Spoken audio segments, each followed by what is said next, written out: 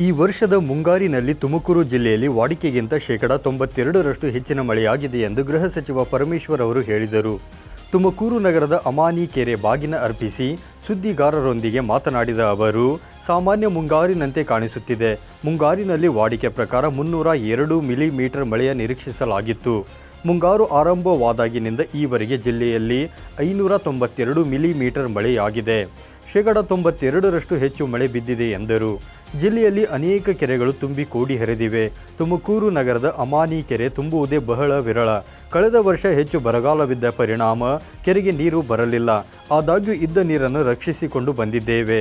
ಕೆರೆಯ ಅಭಿವೃದ್ಧಿ ಕಾರ್ಯಕ್ಕೆ ಒತ್ತು ನೀಡಲಾಗುವುದು ಎಂದು ಇದೇ ವೇಳೆ ಅವರು ತಿಳಿಸಿದರು.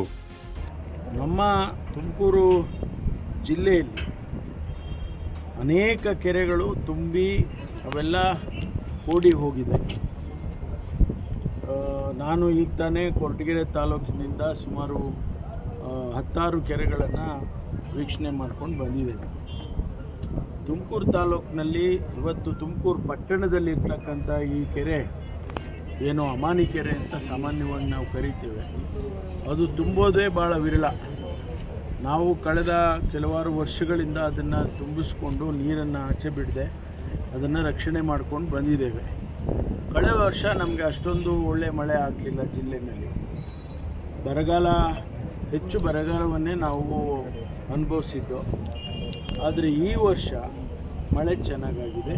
ಈಗಾಗಲೇ ತಾವು ನೋಡಿದಾಗೆ ಈಗ ಅಮಾನಿ ಕೆರೆಗೆ ಈಗ ತಾನೇ ನಾನು, ನಮ್ಮ ಜ್ಯೋತಿ ಗಣೇಶ್ ಅವರು, ನಮ್ಮ ಸ್ಥಳೀಯ ಶಾಸಕರು ಮತ್ತು ಜಿಲ್ಲಾಡಳಿತವನ್ನು ರೆಪ್ರೆಸೆಂಟ್ ಮಾಡ್ತಕ್ಕಂಥ ಜಿಲ್ಲಾಧಿಕಾರಿಗಳು.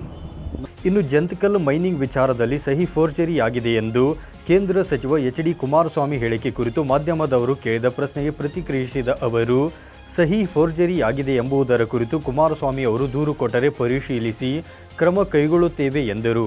ದ್ವೇಷದ ರಾಜಕಾರಣ ಮಾಡುವುದಿಲ್ಲ, ಕಾನೂನು ಮೀರಿ ಏನನ್ನೂ ಮಾಡಿಲ್ಲ. ಬಿಜೆಪಿಯವರು ರಾಜ್ಯಪಾಲರ ಕಚೇರಿಯನ್ನು ದುರುಪಯೋಗಪಡಿಸಿಕೊಂಡಿದ್ದಾರೆ ಎಂದು ಆರೋಪಿಸಿದರು. ಅಲ್ಲದೆ ರಾಜ್ಯಪಾಲರಿಗೆ ಬೆದರಿಕೆ ಇದೆ ಎಂಬುದರ ಕುರಿತು ನನಗಾಗಲಿ ಅಥವಾ ಡಿಜಿ ಅವರ ಗಮನಕ್ಕಾಗಲಿ ಬಂದಿಲ್ಲ.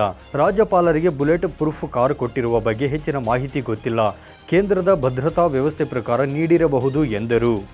ನಮ್ಮ ಹತ್ರ ಭಾಳ ಟೆಕ್ನಾಲಜಿ ಎಲ್ಲ ತುಂಬ ಅಡ್ವಾನ್ಸ್ ಆಗಿದೆ. ಈಗ ಯಾರು ಸುಳ್ಳು ಹೇಳೋಕ್ಕಾಗೋದಿಲ್ಲ. ಒಂದು ವೇಳೆ ಆ ರೀತಿ ಅಪಾದನೆ ಇದ್ದರೆ ಅವರು ಕಂಪ್ಲೇಂಟ್ ಕೊಡಲಿ, ಅದನ್ನು ನಾವು FSLನಲ್ಲಿ ಕಳಿಸಿ ಚೆಕ್ ಮಾಡಿಸ್ಕೊಳ್ತೀವಿ. ಈ ಸಂದರ್ಭದಲ್ಲಿ ಪಕ್ಷದ ನಾಯಕರು, ಕಾರ್ಯಕರ್ತರು ಸೇರಿದಂತೆ ಸ್ಥಳೀಯ ಅಧಿಕಾರಿಗಳು ಉಪಸ್ಥಿತರಿದ್ದರು. Babu Khan, 9 live news, Tumakuru.